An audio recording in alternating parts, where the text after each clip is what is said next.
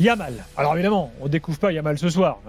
Évidemment, on connaît le phénomène Yamal depuis un moment maintenant. Alors, il a joué demi-finale de Ligue des Champions, tu le découvres ce soir. J'allais y arriver.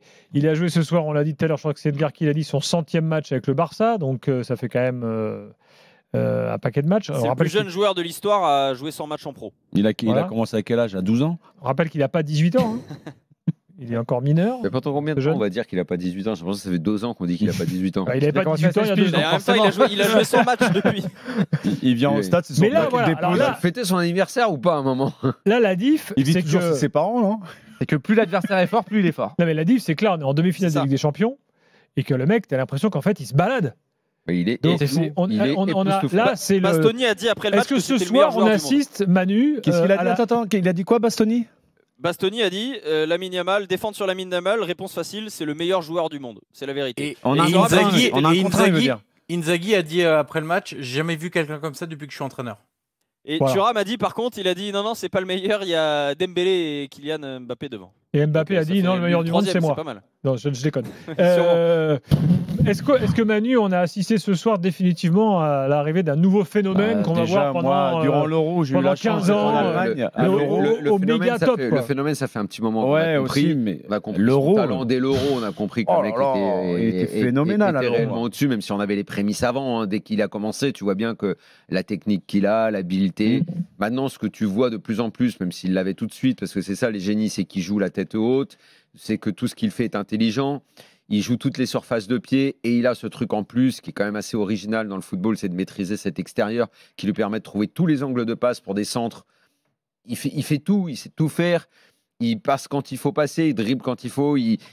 Pour son âge, il a une maturité tactique qui est incroyable. Il n'a pas trop fait d'ailleurs le spécifique externe ce soir contre le Real. On a eu le droit. Il en a eu beaucoup quand même. Pour moi, il prend les bonnes décisions. Quand je le regarde jouer, c'est un mélange de plein de grands joueurs en fait. Je vois du Neymar en lui, je vois du Messi à certains moments donnés, je vois du Ronaldinho, je vois même Iniesta dans ses conduites de balle. Il me fait penser sur des fractions d'action à différents joueurs. Alors que généralement, un joueur, il a une façon de jouer bien spécifique à lui. Lui, ce garçon, c'est pour ça qu'il est tellement déroutant on n'arrive pas. Je peux imaginer la difficulté des mecs qui se retrouvent dans sa zone pour défendre parce qu'il se dit, tu sais pas ce qu'il va faire avec le ballon en fait. Et quand on parle des joueurs qu'on aime ou qu'on préfère, et c'est pas pour tailler ou réduire les uns, mais puisque Marcus Thuram a fait allusion à Mbappé. Mbappé, entre ses 17 et ses 25 ans, a été très très fort au sommet, mais c'est pas le même football. Ce sera jamais le même football. Quand je parle de même football, c'est le rapport au ballon. Ce rapport au ballon... Comme disait Manu, il te rappelle plus Neymar, Messi que Mbappé. Le rapport au ballon. Et Yamal aura peut-être jamais la qualité comme ça de percussion de Mbappé. Il va la vitesse, le but qu'il met, il y va quand même. Il élimine, il frappe. Pour moi, c'est quand même une grande différence entre courir très vite et l'exécution très rapide avec le ballon, balle au pied. Pour moi, Yamal, c'est autre chose. Yamal, c'est un rapport au ballon, on va dire, école, c'est maradonesque, c'est Messi, c'est Neymar. Même quand il rate son geste, il a failli marquer un lob extraordinaire ce soir. Ce qu'il faut qu'il garde Yamal, et ce sera peut-être un peu dur parce que plus les éloges vont arriver, plus son statut va augmenter. Pour moi, c'est avec ce type de joueur-là, ce qui est difficile parfois, c'est de garder la dimension collective et ne pas s'enfermer dans un joueur de provocation, de 1 contre 1. Pour l'instant, il l'a. Exactement. Et c'est ça qui est dur à garder parfois. C'est que parfois, tu as le sentiment d'être tellement fort et d'être tellement capable de faire des différences que tu peux t'entêter, que tu peux forcer les situations. Lui, tu le vois ce soir, il y a des moments où il comprend la situation, il analyse très bien la situation, où il va la jouer perso. Il s'appuie sur ses partenaires aussi. Des moments où il voit les mouvements des joueurs, où il voit ceux qui sont mieux placés que lui, les lignes de passe à effectuer, à exécuter. C'est ce que faisait Messi.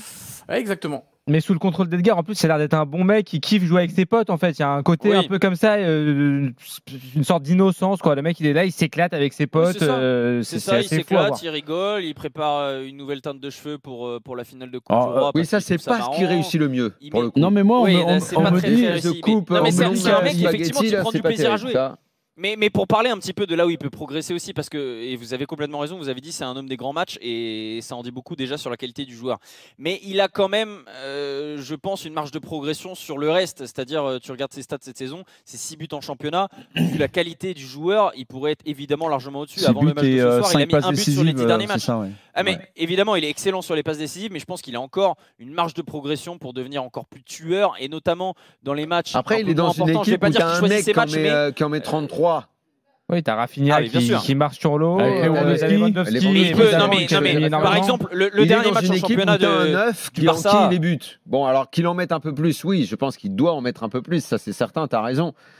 Maintenant, dans l'équipe, à en avoir 2 qui mettent 30, c'est rare, quoi. Et puis dans les stats, tu ne quantifies pas le nombre d'avant-dernières passes, de décalage que tu fais, tout ça. Tout ce qui casse dans le jeu de l'adversaire. Le dernier match, par exemple, il arrive devant le gardien, il fait une feinte de frappe, il est beaucoup trop facile, il tire sur le gardien, alors que c'est un match très serré et il est en 1v1. Ça, c'est des marges de progression, je pense, de concentration. Mais c'est normal, il a 17 ans et ça se voit qu'il est plus concentré pendant 90 minutes sur un très grand match que sur un match de championnat. Toi, tu disais qu'il avait une marge de progression sur certains domaines, je suis d'accord. Moi, mon inquiétude, en fait, c'est qu'on ne se retrouve pas avec ce qui ont pu arriver à certains joueurs issus de la Masia, qui sont arrivés comme des pépites. Ils ont été cramés, ils ont été blessés sur du long terme. Ouais, exactement. Donc, certains sont revenus d'ailleurs. Pedri, par exemple, est revenu à un très très bon niveau. Ouais. Il fait une saison fantastique. Mais j'ai peur qu'avec la surexposition en permanence, qu'on crame ces joueurs en organisme, vu le nombre de plus en plus important qu'on leur demande de jouer des matchs.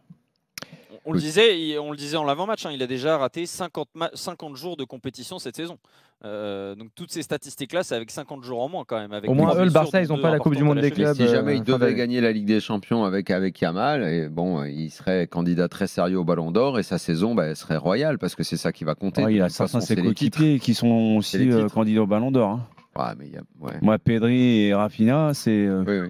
Et d'ailleurs, je pense que Rafinha fait une meilleure saison, mais que Lamine Yamal, il est plus capable de faire ça. Je suis d'accord. Voilà, je sais pas si tu dis ballon, ça peut compter passe décisive ou pas? En soi, c'est un geste décisif. Bah oui, c'est un geste exactement. Ça rappelle Marquisio, il fait ça pour mais comme le geste de Rafinha, il est décisif, il ne sera pas compté. Son but, il ne sera pas compté.